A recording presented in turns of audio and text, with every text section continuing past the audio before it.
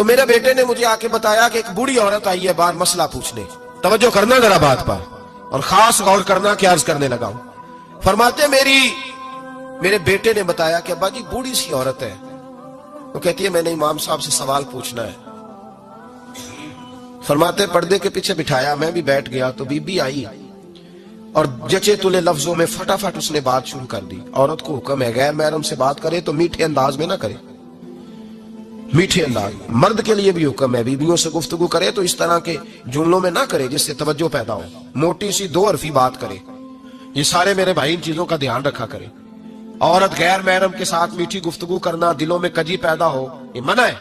امام صاحب فرماتے بوڑھی تھی پر اس نے بات چھیڑی پردے کے پیچھے بیٹھ کے, تو بڑے جچے تلے 2-3 جملوں میں کہنے لگی امام صاحب مسئلہ پوچھنا ہے. پھر میں پوچھو.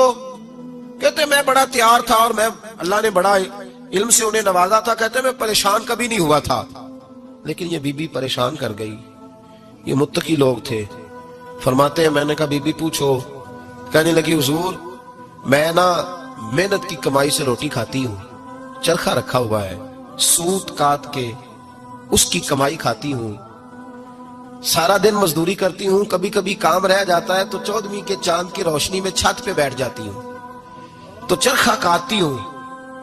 بادشاہ کا لشکر میرے قریب سے کبھی کبھی گزرتا ہے, ان کے پاس بڑی بڑی لالٹینیں, بڑے بڑے ان کے پاس روشنی کے بندوبست ہوتے ہیں.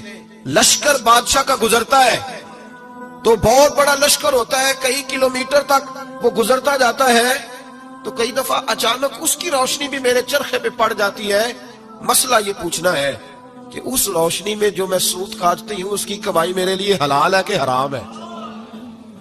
امام احمد بن حنبل فرماتے ہیں میں تڑپ کے رویا. بی بی تو کبھی کسی نے پوچھا ہی نہیں, اتنی باریک. کہنے لگی بیوہ ہوں, بے اولاد ہوں, مزدوری کر کے روٹی کھاتی ہوں. پوچھنا یہ تھا. او بھائیو یہ بھی تو یہی وقت گزار کے گئے ہیں نا, یہ بھی وہی قرآن پڑھتے تھے جو ہم پڑھتے, یہ بھی اسی رسول کا کلمہ پڑھتے تھے جن کا ہم پڑھتے, یہ بھی اسی دین کے ماننے والے تھے جس کے یہ لوگ ماننے والے. ہم کدھر نکل گئے؟ پرواہ ہی نہیں, حلال حرام کی تمیز ہی نہیں. لیکن اولیاء اللہ کی صفت. حضرت امام احمد بن حنبل فرماتے ہیں میں چکرا گیا اور میں نے اس سے پوچھا پہلے تو اپنا تعارف کرا, تو ہے کون, تو کون ہے؟ اس نے کہا حضور تعارف چھوڑے, جو مسئلہ پوچھنے آئے اسے اپنا ڈیٹا بھی دینا پڑتا ہے, ہمیں بتا دیا تو چھوڑے.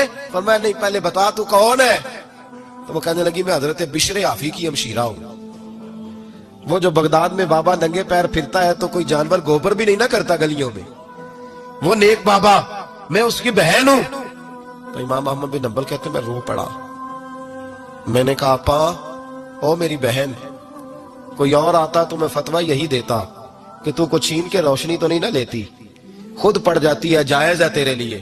لیکن تو چونکہ بشر حافی کی ہمشیرہ ہے تو تیرے لیے جائز نہیں, تو نہ یہ کر, تیرے لیے تقوی والا فیصلہ ہے میرا, تقوی والا, تو نہ یہ کام کر. امام احمد بن حنبل فرماتے ہیں بی بی چلی گئی پر میں ساری رات روتا رہا.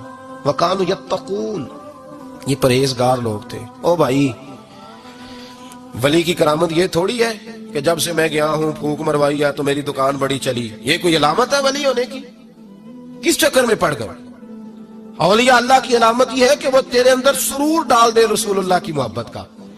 ولی اللہ کی علامت اقبال کہتے ہیں وہی ہے تیرے زمانے کا امام برحق جو تجھے حاضر و موجود سے بیزار کرے اور موت کی شکل میں دکھلا کے تجھے جلوائے یار زندگی تیرے لیے اور بھی دشوار کرے, مشکل کر دے, تیرا مرنے کو دل کرے, تیرا دل کرے کہ مروں گا تو محبوب کے جلوے پھر سے نظر آئیں گے. وہی ہے تیرے زمانے کا امام برحق.